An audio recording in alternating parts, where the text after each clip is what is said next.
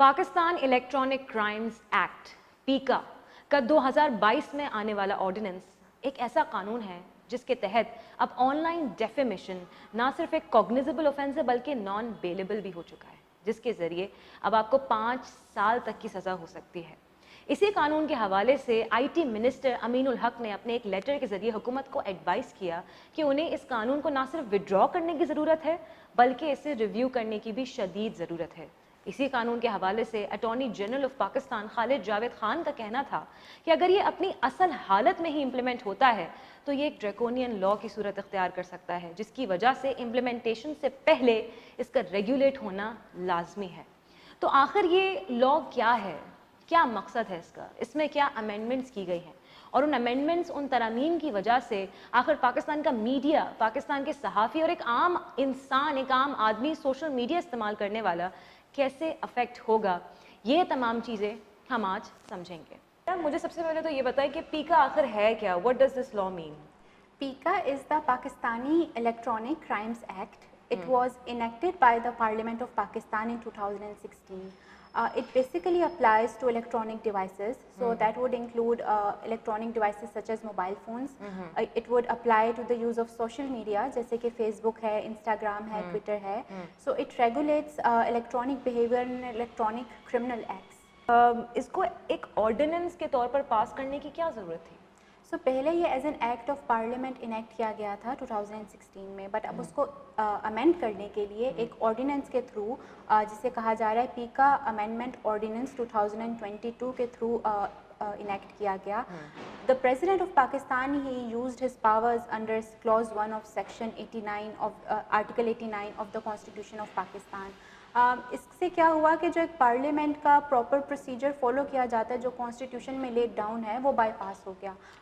The President can only utilize this power in an emergency where he upon his discretion thinks کہ ایک ایسا act پاس کر دینا چاہیے. بالکل ٹھیک ہے. اس کے علاوہ بہت زیادہ جو امینڈمنٹس ہیں وہ سیکشن 20 کے اندر کیے گئے ہیں، جس کو پہلے کہا جا رہا تھا offenses against the dignity of a natural person. تو natural کو ڈیلیٹ کر دیا گیا وہاں سے. So now it says through this ordinance natural has been deleted. So now it says offenses against the dignity of a person. Person کی definition جو ہے وہ میں نے already بتا دیا. It would also include government owned bodies and other companies and associations as well. So اس کے علاوہ اس کے اندر یہ کہا گیا ہے کہ کوئی بھی ایسی بات کہنا جس کو knowingly ایسی بات کہنا جو فالس ہو، جس سے کوئی پبلک گورنمنٹ یا کسی چیز کے بارے میں کوئی ایسی چیز اسپریڈ کرنا جو بیسیکلی ڈگنیٹی کے خلاف جاتی ہے ان کی، اس کے بارے میں اس کو ایک آفینس بنا دیا گیا ہے. اس کے علاوہ اس سیکشن کی جو پنشمنٹ ہے اس کو 3 ایئرس سے 5 ایئرس کر دیا گیا ہے. اس کے علاوہ سیکشن 43 کے اندر امینڈمنٹ کر کے اس کو ایک نان بیلیبل، کوگنیزیبل اور ایک اس کو نان کمپاؤنڈیبل آفینس کہہ دیا گیا ہے، جس کا مطلب یہ ہے کہ if anybody has been arrested, they can be arrested without a warrant. So they will have to be in custody, they cannot be granted bail by the courts.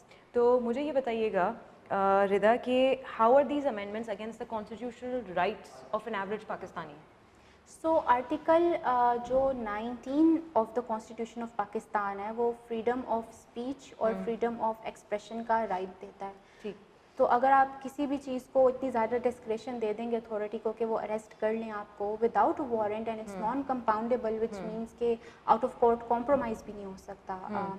سو اس سے یہ بات انفرنج ہوتی ہے because I would be scared to speak about something what's on my mind. اور right on social media, right on social media as well, because I'm a Twitter user, so now what I can't say anything, should I be scared of saying anything that but not just Twitter, right? Facebook بھی آتا ہے اس میں، Instagram بھی آتا ہے، WhatsApp بھی آتا ہے، broadcasting authority as well, so even that would be included in that.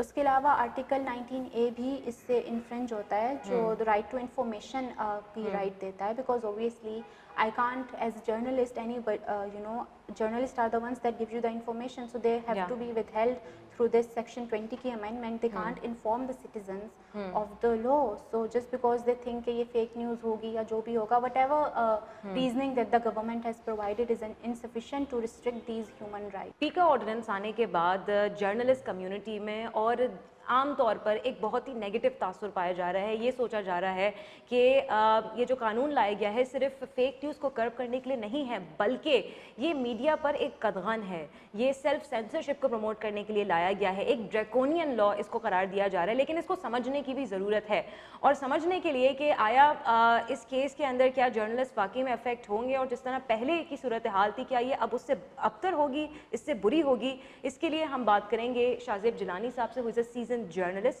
اپنی اصل حالت میں, اپنی اصل شکل میں, کیا آپ کو لگتا ہے کہ اگر یہ امپلیمنٹ ہو جاتا ہے تو میڈیا انڈسٹری میں کیا صورتحال ہوگی؟ what will it be like? How are you seeing it? دیکھیں, اس آرڈیننس کو حکومت بطور ایک ہتھیار استعمال کرے گی ان تمام لوگوں کے خلاف جو اسے ناپسند ہیں یا اس پہ تنقید کرتے ہیں. 2016 میں جب یہ آیا قانون, اس کے بعد سے کافی سارے لوگ ہم نے دیکھا کہ اس کا شکار ہوئے ہیں, آپ بھی اس کا شکار ہوئے, اور اگر وہ مطلب جن لوگوں نے آپ کے خلاف کیس کیا تھا اگر چیزیں اس طرح سے آگے بڑھتی تو I think 14 years of jail was it? What was the case? ذرا یاد مجھے تو ہنسی آئی نا جب پتہ چلا کہ کوئی میرے پہ کیس ہوا ہے اور اس میں بھی وہ سائبر ٹیررزم کا کلاز ڈالا ہے. تو میں نے سب سے یہ 2019 کی بات ہے, اپریل میں, تو میں نے سب سے پوچھا کہ سائبر ٹیررزم کیا ہوتا ہے. انہوں نے کہا جی اس میں 14 سال قید ہوتی ہے. اور میں نے کہا اچھا, تو میں نے کہا ایسا کیا کر دیا میں نے کہ میرے حساب سے کوئی ہے 2 درجن صحافی اس کا شکار ہو چکے ہیں. So I just gave you a number. لیکن جب آپ کھرچیں گے نا, it takes a toll. ایک تو یہ ہے کہ جب اس قسم کے جھوٹے کیسز لائے جاتے ہیں, آپ پہ کیس ہوتا ہے یا آپ کو اریسٹ کیا جاتا ہے, سب سے پہلے آپ کو ٹارنش کیا جاتا ہے, آپ کی کریڈیبلٹی کو خراب کیا جاتا ہے. میں ہمیشہ یہ کہتا ہوں کہ ہم میں سے بہت سے لوگ صحافت میں اس لیے آئے کہ ہمیں صرف اپنی کریڈیبلٹی کو پروٹیکٹ کرنے کے لیے ہمیں محنت کرنی پڑی. ٹھیک ہے نا, ہم نے مال نہیں بنایا, پیسہ نہیں بنایا, بنگلے نہیں بنائے, بینک اکاؤنٹس نہیں بنائے, ہم اپنے کام سے کام رکھتے رہے. اس صحافی کے جب when you go after them, آپ ان کو ٹارنش کرتے ہیں, ان کی family suffers, they go through psychological trauma. پھر ہم نے پچھلے 3 سالوں میں تو یہ دیکھا کہ صرف کیس نہیں ہوتا, آپ کو نوکری سے نکلوایا جاتا ہے, آپ کے ادارے آپ کے ساتھ کھڑے نہیں ہوتے, وہ گھٹنے ٹیک دیتے ہیں. بالکل ایسا ہے. ٹھیک ہے, آپ کی پرسنل لائف سفر کرتی ہے. I know of people جن کے when they went through this, ان کی پرسنل لائف اتنی تباہ اور ڈسٹروائے ہو گئی کہ وہ دوبارہ اپنی پٹڑی پہ نہیں آئی. مینٹل ہیلتھ سفر کرتی ہے. دے گو تھرو پوسٹ ٹرومیٹک ڈس آرڈر, وہ نفسیاتی طور پہ دباؤ میں آ جاتے ہیں. محلے والے آپ کو کیسی نظروں سے دیکھ رہے ہوتے ہیں, جن کولیگ کے ساتھ آپ کل تک کام کر رہے تھے وہ آپ سے دور رہنا شروع کرتے ہیں. میڈیا کے جو دوسرے ادارے ہیں وہ آپ کے قریب نہیں آتے کہ یار یہ ان پہ تو اینٹی اسٹیٹ کا لیبل لگا ہوا ہے, ان کو رکھیں گے کل ہمارے لیے مصیبت آ جائے گی.